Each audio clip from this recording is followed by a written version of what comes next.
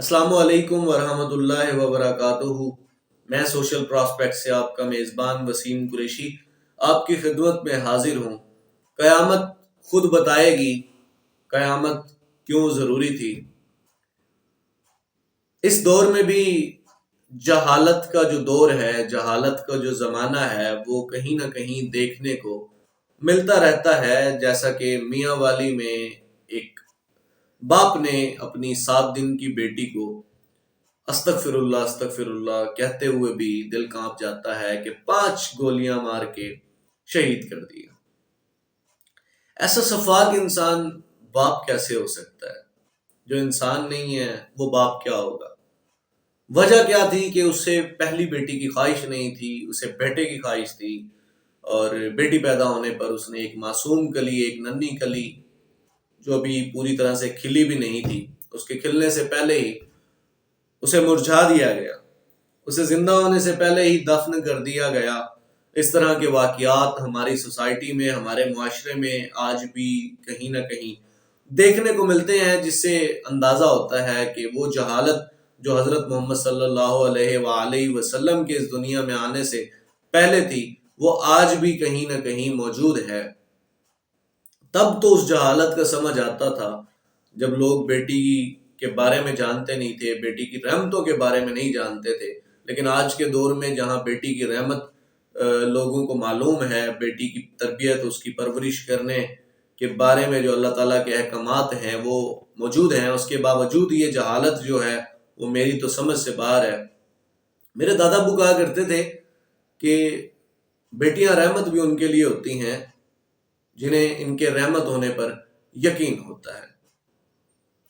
جنہیں ان کے رحمت ہونے پہ یقین ہوتا ہے یہ ان کے لیے رحمت بن جاتی ہیں۔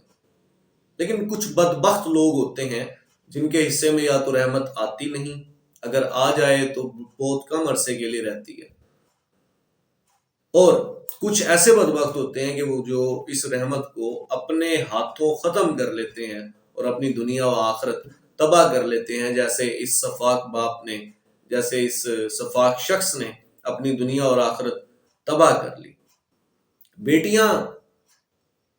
بیٹیوں کے بغیر گھر نہیں ہوتے، بیٹیوں کے بغیر گھر قبرستان کا منظر پیش کرتے ہیں۔ بیٹیاں جب گھر میں نہ ہوں تو اس گھر کی جو زمین ہے، اس کی جو مٹی ہے، اس میں خوشبو نہیں ہوتی۔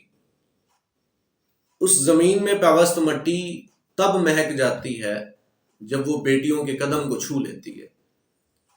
ہم 4 بھائی ہیں، ہماری ایک بہن ہے جو سب سے چھوٹی ہے، کشف۔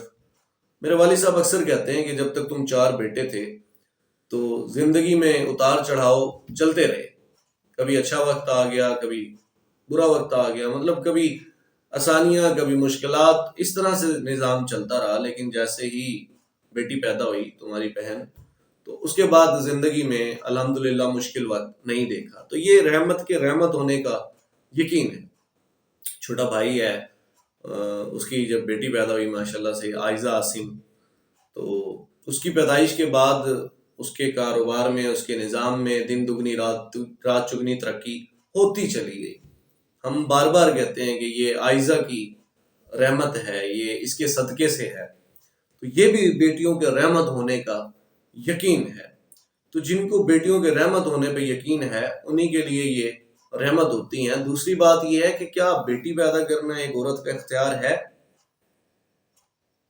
یہ تو اللہ کے فیصلے ہیں۔ آپ اللہ کے فیصلوں میں، آپ اللہ کے نظام میں تبدیلیاں لانا چاہتے ہیں، آپ اس کے فیصلوں کو بدلنا چاہتے ہیں۔ کیا عورت کا اختیار ہے؟ اگر عورت کے اختیار میں ہوتا کہ وہ بیٹا اور بیٹی دونوں میں سے کسی کا ایک کا انتخاب کر سکتی ہے کہ اس نے کیا پیدا کرنا ہے، بیٹا پیدا کرنا ہے یا بیٹی پیدا کرنی ہے، تو پھر میرا خیال ہے کہ ہر عورت ہی اس سوسائٹی کے، اس کلچر کو، اس گھٹیا سوچ کو دیکھتے ہوئے پھر ہر عورت اپنی مرضی سے بیٹا ہی پیدا کر لیتی، بیٹیاں پیدا ہی نہ ہوتی۔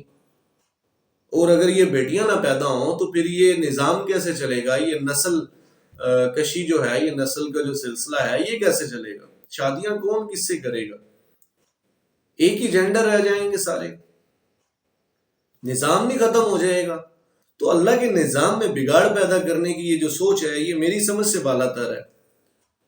یار اللہ سے لوگ جن کے پاس اولاد نہیں ہے وہ تڑپ کے مانگتے ہیں کہ اللہ بیٹی دے دے. مطلب بیٹی کو پھر بھی یوں مانگا جاتا ہے کہ کچھ نہیں تو چلو بیٹی دے دیں.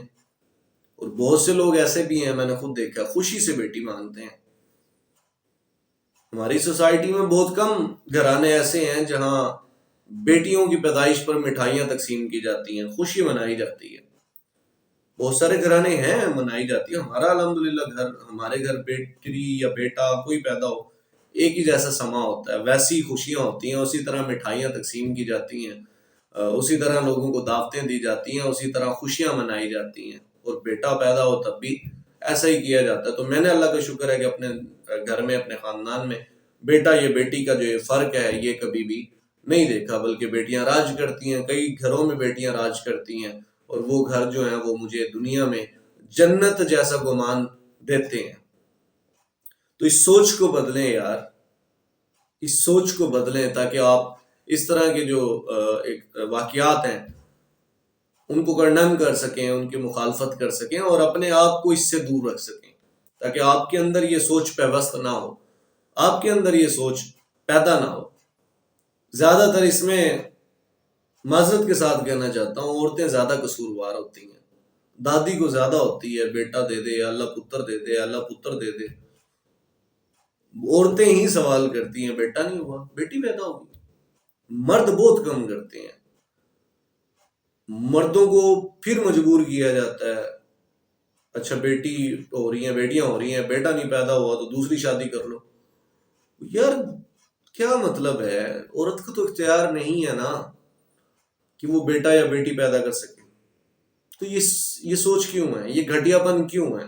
یہ فضولیات کیوں ہیں ہماری سوسائٹی میں؟ کیوں ہے یہ کلچر؟ یورپ میں نہیں ہے. حالانکہ آپ صلی اللہ علیہ وسلم کے آنے سے پہلے یہ کافروں کی حالت تھی کہ وہ بیٹیوں کو زندہ دفنا دیا کرتے تھے. آج وہ بیٹی اور بیٹے کو ایک جیسا لے کے بیٹھے ہیں، اور ہم اس طرح چل پڑے ہیں جنہیں نہیں چلنا چاہیے تھا. تو سوچنے والی بات ہے. اللہ تعالیٰ ہم سب کی بیٹیوں کو، بہنوں کو، ماؤں کو، ان کی عزتوں کو محفوظ رکھے، انہیں سلامت رکھے، اور اس طرح کے لوگوں کو ہدایت دے، اس طرح کے گھٹیا لوگوں کو ہدایت دے اللہ تعالیٰ کہ اپنی سوچ کو بدلیں. آمین ثم آمین. میں آپ کے لیے دعا کو ہوں کہ اللہ تعالیٰ آپ کو آسانیاں عطا فرمائے اور آسانیاں تقسیم کرنے کا شرف عطا فرمائے. اسی کے ساتھ اپنے میزبان وسیم قریشی کو اجازت دیجیے. تھینک یو سو مچ. اللہ حافظ.